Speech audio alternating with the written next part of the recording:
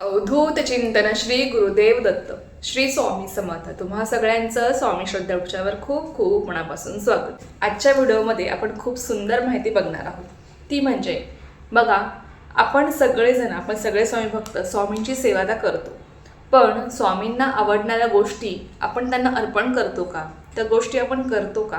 आणि जर त्या गोष्टी तुम्ही करत असाल तर नक्कीच स्वामी तुमच्यासोबत असतात. तुमच्या सगळ्या इच्छा मनोकामना स्वामी स्वतः पूर्ण करत असतात. बघा, तर त्या आवडणाऱ्या गोष्टी कोणत्या आहेत, स्वामींना कोणत्या गोष्टी आवडतात, तेच आपण आजच्या व्हिडिओमध्ये जाणून घेणार आहोत. आपल्याला सगळ्यांना वाटतं, तुमच्यापासून माझ्यापर्यंत, की मी जी काही सेवा करते स्वामींची ती स्वामींपर्यंत पोहोचावी आणि मला माझ्या सेवेचं फळ मिळावं. आपली जी काही इच्छा असते त्या सेवेमागे, ती इच्छा आपली लवकर पूर्ण व्हावी किंवा आपल्यावरचं संकट टळावं, आपली इच्छा पूर्ण व्हावी असं सगळ्यांना वाटतं आणि त्यासाठी आपण सेवा करतो. पण बघा, कुठेतरी ना आपण स्वामींना न आवडणाऱ्या गोष्टी करत असतो किंवा स्वामींना आपल्याकडनं काय हवं आहे आणि आपण त्या गोष्टी जर केल्या, स्वामींना जर आपण त्या गोष्टी अर्पण केल्या, तर नक्कीच स्वामी आपल्यावर प्रसन्न राहतात आणि आपल्याला भरभरून आशीर्वाद देतात. त्याचबरोबर स्वामी आपली इच्छा पूर्ण करण्यासाठी स्वतः आपल्याला मार्ग दाखवतात आणि स्वतः ती पूर्ण करून घेतात. तर बघा, खूप सुंदर माहिती आहे आणि या व्हिडिओची तुम्हाला खूप मदत होईल. मी खरंच सांगते, तुम्ही याच्या सगळ्या गोष्टी जर केल्या तर नक्कीच तुम्ही अनुभव घेऊन बघा की तुमच्या ज्या काही इच्छा मनोकामना आहेत त्या नक्कीच पूर्ण तर होतीलच, पण त्याचबरोबर तुम्हाला स्वतःला जाणवेल की स्वामी सदैव माझ्यासोबत आहेत आणि ते नेहमी माझ्यासोबत असतात. त्यांची कृपा फक्त माझ्यावरच नाही तर माझ्या कुटुंबातल्या प्रत्येक व्यक्तीवर त्यांची कृपा आहे असं आपल्याला जाणवते. तर आता बघा, त्या कोणत्या गोष्टी आहेत ज्या स्वामींना आवडतात आणि आपल्याला त्या स्वामींना अर्पण करायच्या आहेत. तर त्यातली पहिली गोष्ट आहे ती म्हणजे शुद्ध हृदय. स्वामी आपले भक्तामध्ये त्याचं हृदय, त्याचं मन किती शुद्ध आहे हे बघत असतात. त्याच्या मनामध्ये कोणताही द्वेष नको, कपट नको, कोणाबद्दलही मत्सर नको, कोणाचीही निंदा करणारा नको, असा भक्त स्वामींना प्रिय आहे. बघा, कधी कधी ना आपण एकीकडे सेवा करतो, पण आपल्या मनात जर कोणाबद्दल वाईट भावना असेल, कोणाबद्दल मत्सर असेल, द्वेष असेल किंवा त्याचं वाईट व्हावं असं आपण विचार करत असाल, तर त्या विचारामुळे आपण केलेली ही सेवा सगळी निष्फळ ठरत असते. म्हणून बघा, तुम्ही कितीही सेवा करा, पण जर इकडे तुमचे कर्म चांगले नसेल, तुम्ही इतरांबद्दल चांगला विचार करत नसाल किंवा इतरांबद्दल तुम्ही वाईट बोलत असाल, निंदा करत असाल त्या व्यक्तीची किंवा त्याचं वाईट व्हावं असं तुमची जर भावना असेल, तर त्या सेवेचं फळ तुम्हाला कधीच स्वामी देणार नाहीत आणि अशा व्यक्तीच्या कधीच पाठीशी स्वामी राहत नाहीत. लक्षात घ्या, स्वामींना भक्ताचं शुद्ध हृदय प्रिय आहे, शुद्ध मन प्रिय आहे. आपल्या भक्ताचं मन किती निर्मळ आहे, किती स्वच्छ आहे हे स्वामी बघतात आणि नेहमी त्याच्या पाठीशी राहत असतात आणि त्यांची कृपा, त्यांचा आशीर्वाद नेहमी त्याच भक्ताच्या पाठीशी राहतो ज्या भक्ताचं मन शुद्ध आहे, निर्मळ आहे, त्याच्या मनात कुठलाही कपट नाही किंवा द्वेष नाही. तर ही एक गोष्ट आहे सगळ्यात आधी, ती आपल्याला स्वामींना द्यायची आहे. तेव्हाच स्वामी आपल्यासोबत राहतील आणि आपल्या इच्छा मनोकामना पूर्ण होतील. त्यानंतरची दुसरी गोष्ट आहे ती म्हणजे प्रेम. बघा, स्वामींना आपल्याकडनं काय हवं आहे? स्वामी तर ब्रह्मांड नायक आहेत. त्यांना आपल्याकडनं कसली अपेक्षा असणार आहे? आपण जे काही त्यांना अर्पण करतो, जसं की हार अर्पण करतो, त्यांना वस्त्र अर्पण करतो, नैवेद्य त्यांना रोज आपण दाखवतो, लाडूचा नैवेद्य त्यांना आपण अर्पण करतो, पण ज्या काही सगळ्या काही गोष्टी आहेत त्या आपल्या भक्तांसाठी. पण स्वामींना आपल्याकडनं त्या खरंच हव्या असतात का? नाही. स्वामी ब्रह्मांड नायक आहेत. स्वामी नेहमी म्हणायचे की या जगाची किंमत माझ्या लंगोटी एवढी सुद्धा नाही. म्हणून लक्षात घ्या की स्वामी हे ब्रह्मांड नायक आहे. स्वामींच्या हातामध्ये अख्खं ब्रह्मांड आहे. ते क्षणात जग इकडचं तिकडे करू शकतात. स्वामींना आपल्याकडनं काहीच नको आहे. स्वामी हे ब्रह्मांड नायक आहेत. स्वामींना आपल्याकडनं एकच गोष्ट हवी आहे, ती म्हणजे आपलं प्रेम, आपल्या भक्तांची भावना, आपल्या भक्तांचं प्रेम स्वामींना हवं आहे. कुठलेही देव म्हणा किंवा स्वामी, त्यांना आपल्या भक्तांचं प्रेम हवं असतं. आपण किती तासन-तास बसून त्यांची पूजा करतो, सेवा करतो, हे ते बघत नाही. तुम्ही किती वेळ देवपूजा करता, तुम्ही किती वेळ त्यांचं पूजन करता, तुम्ही किती अभिषेक करता, कसा अभिषेक करता, यापेक्षा जास्त तुम्ही त्यांच्याकडे किती प्रेमाने बघता किंवा तुम्ही त्यांना किती प्रेम देता. तुमच्या मनात तुमच्या देवाबद्दल, स्वामींबद्दल किती प्रेम आहे हे स्वामी जाणतात, हे स्वामी बघतात आणि तेव्हा स्वामी आपल्यावर प्रसन्न राहत असतात. बघा, ही एक गोष्ट खूप महत्त्वाची आहे. तुम्ही कितीही सेवा करा, पण त्या सेवेला अर्थ नाही. तुमच्या मनात भक्ती किती आहे, तुमच्या मनात त्यांच्याबद्दल प्रेम किती आहे, निस्वार्थ प्रेम. बघा, स्वार्थासाठी नाही, स्वार्थासाठी तर सगळीच दुनिया सेवा करते, पण आपल्याला निस्वार्थी भक्ती करायची आहे, निस्वार्थ सेवा करायची आहे. स्वामींना आपल्याला निस्वार्थ प्रेम द्यायचं आहे. ज्या भक्तीमागे, ज्या सेवेमागे कुठलाही आपला स्वार्थ नको. आपण स्वामींना रोजच मागतो की स्वामी मला हे द्या, मला स्वामी ते द्या, स्वामी मला ते द्या, आणि स्वामीसुद्धा आपले प्रश्न सोडवण्यासाठीच बसलेले आहेत. स्वामी कधीच म्हणत नाही की तू रोज रोज मला काय काय मागतो किंवा तू रोज रोज मला काय कारण सांगतो तुझं. स्वामी असं आपल्याला कधीच म्हणणार नाहीत आणि म्हणतही नाहीत, आणि यापुढे पण सुद्धा स्वामी कधीच आपल्याला म्हणणार नाहीत, आणि ते कंटाळणारसुद्धा नाहीत की तू रोज रोज काय मला असं सांगतो. अख्खी दुनिया आपल्याला कंटाळते, पण आपले स्वामी आपल्याला कधीच कंटाळत नाहीत, कारण की ती आपली आई आहे, ती आपली माऊली आहे. पण बघा, स्वामींना आपल्या सेवेपेक्षाही जास्त आपल्या मनात त्यांच्याबद्दल किती प्रेम आहे, किती आपण त्यांच्यावर निस्वार्थ प्रेम करतो, हे सगळ्यात जास्त महत्त्वाचं आहे. आणि जेवढं आपण त्यांना प्रेम करू किंवा जेवढं आपण निस्वार्थ मनाने त्यांची भक्ती करू, तेवढं स्वामी आपल्यासोबत असतात, त्यांची कृपा आपल्यावर असते, आणि आपल्या इच्छा मनोकामना स्वामी पूर्ण करतात. इच्छा मनोकामना पूर्ण करण्यापेक्षाही बघा, जास्त महत्त्वाचं आहे की स्वामींचा हात आपल्या डोक्यावर असणं. कारण की त्या ब्रह्मांड नायकाचा जर हात आपल्या डोक्यावर असेल ना, तर या जगात आपण कुठेही कमी राहत नाही. आपल्याला सगळं काही भरभरून मिळतं. आपल्या इच्छेपेक्षाही सुंदर स्वामींची योजना असते. बघा, कधी कधी आपल्या इच्छा आपल्यासाठी वाईट ठरतात आणि ठरूसुद्धा शकतात, पण स्वामी आपल्याला तेच देतात जे आपल्यासाठी योग्य आहे. त्यामुळे बघा, स्वामी आपल्याला तेच देणार आहे जे आपल्यासाठी योग्य आहे. त्यामुळे स्वामींवर निस्वार्थ प्रेम करा, त्यांची भक्ती करा. यामुळे नक्कीच स्वामी तुमच्यासोबत राहतील आणि तुम्हाला भरभरून देतील. यात खरंच तीळ मात्रही शंका नाही. तुम्ही अनुभव घेऊन बघा. तुम्ही फक्त स्वामींवर निस्वार्थ प्रेम करा आणि मग बघा की तुम्हाला कोणकोणते अनुभव येतात. त्यानंतर तिसरी महत्त्वाची गोष्ट आहे ती म्हणजे नामस्मरण. आता कुठलाही देव किंवा आपले स्वामी यांना सगळ्यात जास्त प्रिय सेवा आणि सगळ्यात प्रभावी सेवा ती म्हणजे नामस्मरण. नामस्मरण ही अशी गोष्ट आहे की जी आपण कधीही कुठेही करू शकतो, ज्या सेवेला कुठलंही बंधन नाही आहे, ज्या सेवेला कुठलेही नियम नाहीत, अशी गोष्ट म्हणजे नामस्मरण. श्री स्वामी समर्थ, श्री स्वामी समर्थ, किंवा श्री स्वामी समर्थ, जय जय स्वामी समर्थ, आपण असंही नामस्मरण करू शकता. नामस्मरण, खरंच नामस्मरणामध्ये खूप मोठी शक्ती असते, खूप मोठी ताकद आहे या नामस्मरणामध्ये. जे स्वामींचे परमभक्त होते, चोळप्पा महाराज, बाळप्पा महाराज, हे स्वामींच्या जवळ का होते? कारण ते नामस्मरणामुळे स्वामींच्या तितके जवळ होते. त्यांच्या तोंडामध्ये सतत स्वामींचं नामस्मरण राहायचं. स्वामींना नामस्मरण अतिशय प्रिय आहे. लक्षात घ्या, नामस्मरण म्हणजे काय की आपण आपल्या स्वामींना, श्री स्वामी समर्थ आपण जेव्हा म्हणतो तेव्हा आपण स्वामींना त्यांच्या नावाने हाक मारतो, तेव्हा आपण स्वामींना आठवत असतो, त्यांना आपण हाक मारत असतो, त्यांना आपण आठवत असतो, आणि ती आठवण काढणं हे स्वामींना खूप जास्त प्रिय आहे. नामस्मरण करणं हे स्वामींना खूप प्रिय आहे. स्वामी म्हणतात की तुम्ही जेवढा माझं नाम जप कराल तेवढा मी तुम्हाला जपेन. म्हणून लक्षात घ्या की नामस्मरण हे खूप महत्त्वाचं आहे. तुमच्याकडनं कुठलीही सेवा घडत नाही, तुम्ही फक्त नामस्मरण करा. जेव्हा जेव्हा तुम्हाला जमतंय, तुम्ही प्रवासात असाल, घरी असाल, कुठलेही काम करत असाल, जॉबच्या ठिकाणी असाल, कधीही कुठेही चालता फिरता तुम्ही स्वामींचं नामस्मरण करू शकता.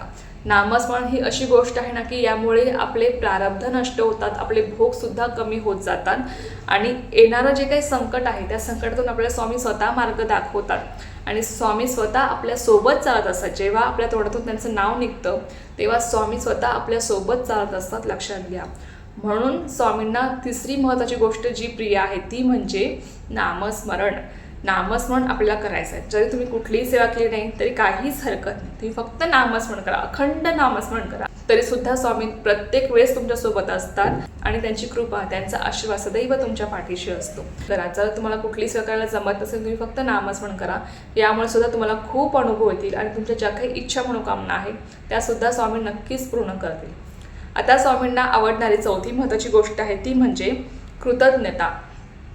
आता बघा, आपण कृतज्ञ असणं हे खूप जास्त महत्त्वाचं आहे. आपण जेव्हा स्वामींची सेवा करतो ना, तेव्हा आपण स्वामींबद्दल कृतज्ञ असणं की स्वामी, तुम्ही मला आत्तामध्ये जे काही दिलं आहे ते माझ्यासाठी खूप मोठी गोष्ट आहे, आणि कदाचित मी त्या लायकीची सुद्धा नाही आहे, ती गोष्ट मिळण्याच्या मी लायकीची सुद्धा नाही आहे, तरीसुद्धा स्वामींनी एवढ्या सगळ्या गोष्टी मला दिलेल्या आहेत.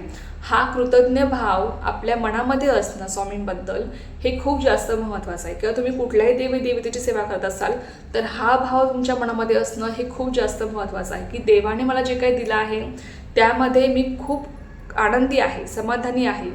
मला त्या सगळ्या गोष्टी स्वामींनी दिलेल्या आहेत याबद्दल कृतज्ञ असणं हे खूप जास्त महत्त्वाचं आहे. आपण बघा, आपल्या माणसांच्या इच्छा कधीच संपत नाही. एक इच्छा आपली पूर्ण झाली की आपण लगेच दुसरी इच्छा आपली तयार होत असते. त्या इच्छा आपल्या कधीच संपणार नाहीत, आयुष्यभर नाही संपणार. पण बघा, स्वामींनी आपल्याला जे काही दिलेलं आहे ना त्याबद्दल कृतज्ञ असणं किंवा स्वामींचे उपकार मानणं हे खूप जास्त महत्त्वाचं आहे. स्वामी नाही म्हणत की तू त्याचे उपकार ठेव, पण बघा त्याची जाणीव आपल्याला असणं की स्वामींनी मला हेच गोष्ट दिलेली आहे माझी लायकी नसताना. आणि आपण कोण आहोत? आपल्या हातामध्ये काहीच नाही, आपण अगदी शून्य आहोत. आपलं काहीच नाही या जगात, ना आपलं घर आहे, ना आपले मुलंसुद्धा आपले स्वतःचे नसतात, ते सुद्धा आपल्याला स्वामींनीच दिलेलं आहे, तेव्हा आपण ते घेतलेलं आहे. म्हणून लक्षात घ्या की आपलं या जगामध्ये काहीच नाही.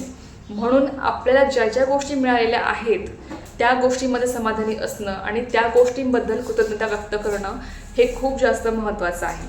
आणि जेव्हा आपला भाव कृतज्ञ असतो तेव्हा स्वामी खरंच आपल्याला प्रसन्न असतात आणि आपण केलेली सेवा ही नक्कीच त्यांच्यापर्यंत पोहोचते आणि आपण केलेल्या सेवेचं भरभरून फळ स्वामी आपल्याला देत असतात.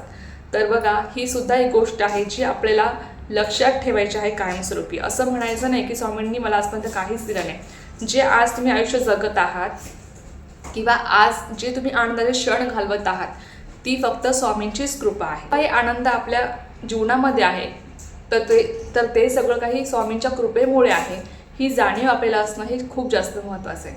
बघा, तुम्ही आता म्हणाल की ताई दुःखसुद्धा आहे. आता बघा, दुःख प्रत्येकाला आहे, असा अजिबात कुठलाही व्यक्ती नाही की ज्याला दुःख नाही आहे. प्रत्येक व्यक्तीला काही ना काही दुःख आहे. पण बघा, त्या दुःखाचं कारणसुद्धा आपलेच कर्म असतात, आपलेच ते प्रारब्ध असतात, आपलेच ते भोग असतात. पण स्वामी त्यातही आपल्याला साथ देत असतात. ते दुःख कमी करण्यासाठी, ते भोग कमी करण्यासाठी, ते प्रारब्ध नष्ट करण्यासाठी स्वामी आपल्याला त्यातही साथ देतात. पण कधी देतात? जेव्हा आपण या सगळ्या गोष्टी स्वामींना अर्पण करतो, जेव्हा आपल्या मनातला भाव हा शुद्ध असतो, स्वामींना आपण निस्वार्थ प्रेम करतो, स्वामींवर आपण निशंक विश्वास ठेवतो, त्यांची मनापासून आपण सेवा करतो, तेव्हा स्वामी नक्कीच आपले भोग कमी करत असतात आणि त्या प्रत्येक संकटामध्ये आपल्यासोबत उभे असतात. स्वामी स्वतः आपल्याला त्या संकटावर झेलून धरत असतात, पण आपल्याला ते जाणवत नाही. तर बघा, ही सुद्धा एक गोष्ट आहे जी खूप महत्त्वाची आहे. त्यानंतरची पुढची गोष्ट जी स्वामींना अतिशय प्रिय आहे ती म्हणजे साधेपणा. अगदी मी कोण आहे किंवा मीपणा, मी हे करत आहे, मी ते करत आहे.